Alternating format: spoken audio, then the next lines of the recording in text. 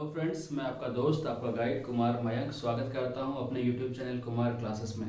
साथियों, आज का ये जो वीडियो है बिहार बोर्ड के मैट्रिकुलेशन के छात्रों के लिए है और बहुत ही इंपॉर्टेंट वीडियो है, इसलिए कि मैं इसमें गेस्ट क्वेश्चन लेकर आया हूं जो आने वाले एग्जाम्स में आपको बेहतर मार्क्स दिलाएंगे। साथियों देखिए, मैंने यहाँ पे लिख रखा है बीएसएबी बिहार बोर्ड। तो ऐसा नहीं कि बिहार बोर्ड के ही छात्र इसका लाभ लेंगे, सीबीएसई बोर्ड, झारखंड बोर्ड, जो क्लास 10 के बच्चे हैं या जो कॉम्पिटिटिव एग्जाम्स की तैयारी कर रहे हैं उनको भी बहुत फायदा होने जा रहा है इस वीडियो से। मैंने यहाँ पे लिख दिया है गेस्ट क्वेश्चन। आप समझ रहे हैं कि जो इम्पोर्टेंट क्वेश्चन है आपके एग्जाम्स के लिए, तो उन्हीं क्वेश्चन को मैं लेकर आया हूँ। पार्ट 2, पार्ट 1 मैंने पहले भी बनाया है, उसका लिंक मैं नीचे डिस्क्रिप्शन में दे दूंगा, आप देखेंगे। और 2-4-10 वीडियो मैं डालूंगा और आपका पूरा सोशल स्टडीज में आपको 100% मार्क्स दिलाने का प्रयास करूंगा। तो मैंने यहाँ पे लिख रखा है फुल मार्क्स 80+20। आप समझ रहे हैं 80+20 का क्या सेंस है। तो 100 मार्क्स आपको आ सकते हैं बहुत आसानी से, और आपको अध्ययन करते रहना होगा क्योंकि आप जानते हैं कि practice makes a man perfect. आपको ही पढ़ना है मित्रों, आपको ही अध्ययन करना है, आपको ही एग्जाम में बैठना है। हम लोग तो सिर्फ गाइड हैं, मदद करने के लिए हैं। तो चलिए हम लोग शुरू करते हैं आज का वीडियो। आप पहले पूरे इसका स्क्रीनशॉट आप बोर्ड का ले लीजिए, क्योंकि मैं यहाँ पे जो क्वेश्चंस लिखा हूँ उसी को मैं एक्सप्लेन करने जा रहा हूँ ताकि आपको आंसर आपके दिमाग में बैठ जाए मित्रों। तो चलिए, पहला क्वेश्चन जो है, दांडी यात्रा का क्या उद्देश्य था। ये क्वेश्चन देखिए 2020 के एनुअल एग्जाम्स में आया बिहार बोर्ड में। दांडी यात्रा बहुत इंपॉर्टेंट टॉपिक है, गांधी युग से जुड़ा हुआ है, गांधी जी से जुड़ा हुआ है। और दांडी यात्रा का उद्देश्य यहाँ पूछ रहा है। कभी कभी आपको शॉर्ट नोट भी आ सकता है, संक्षिप्त टिप्पणी लिखने भी आ सकता है, इंपॉर्टेंट क्वेश्चन है। तो इसका उद्देश्य तो सीधा सीधी था कि ब्रिटिश कानून का भय भारतीयों के दिल से निकाल बाहर करना।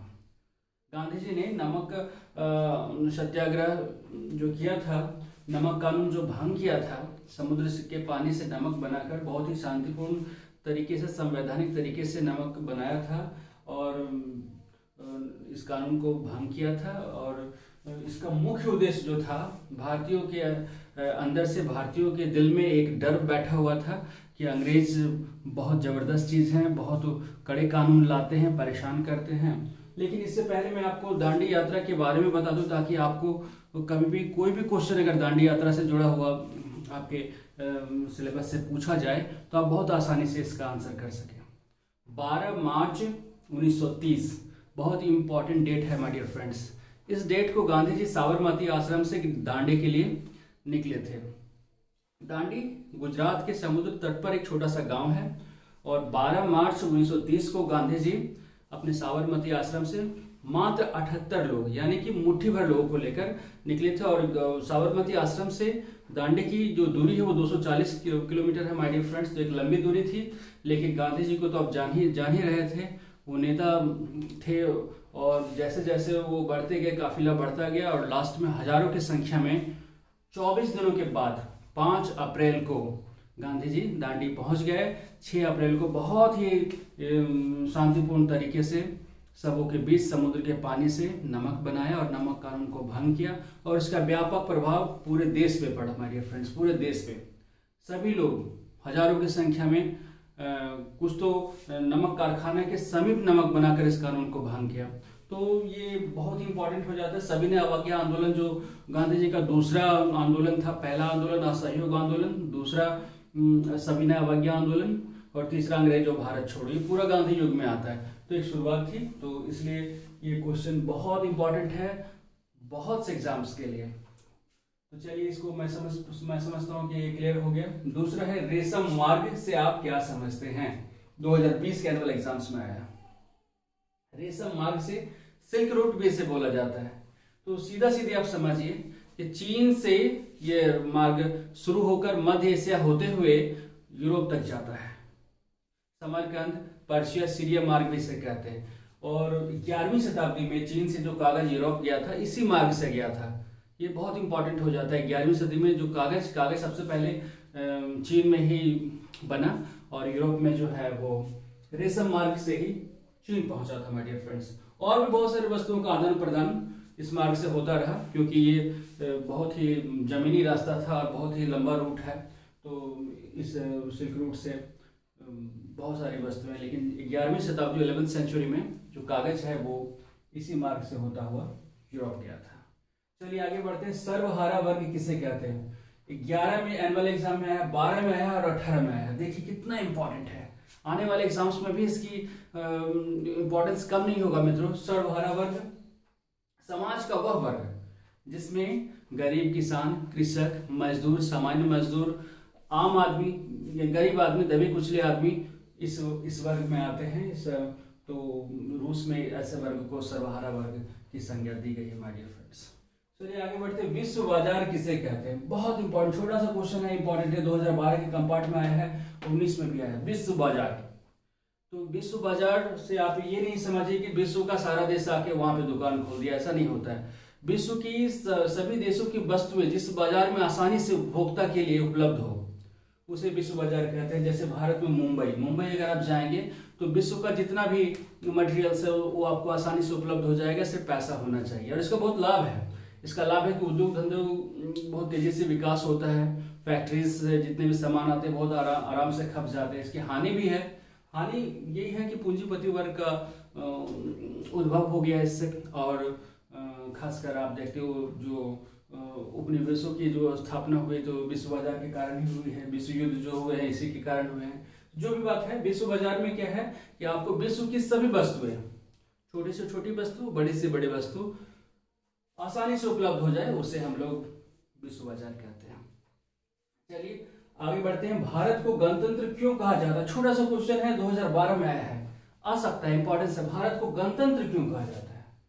तो भारत को गणतंत्र इसलिए कहा जाता है माय डियर फ्रेंड्स कि भारत को अपना लिखित संविधान है। बाबा साहब अम्बेडकर ने संविधान लिखकर भारत को गिफ्ट दिया है, भारत को गणतंत्र बना दिया। 26 जनवरी 1950 को गणतंत्र घोषित भी कर दिया गया भारत को।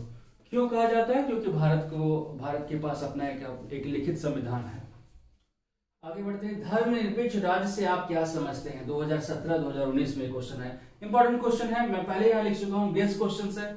अब ध्यान से वीडियो को देखेंगे, बुक्स का अध्ययन करेंगे तो आपको मार्क्स अच्छा आएगा। धर्मनिरपेक्ष राज्य से आप क्या समझते हैं? धर्मनिरपेक्ष, इसका सीधा सीधा मतलब होता है सभी धर्मों को समान आदर से देखना। जैसे उदाहरण के तौर पे मैं आपको बता दूं कि भारत जो देश है, हमारा भारत देश का अपना कोई धर्म नहीं है, लेकिन यहाँ के भारतीय लोगों का अपना अपना धर्म है। तो हम कह सकते हैं कि भारत जो है एक धर्मनिरपेक्ष राज्य है। राज्य सिविक्स में राज्य ही बोला जाता है देश को।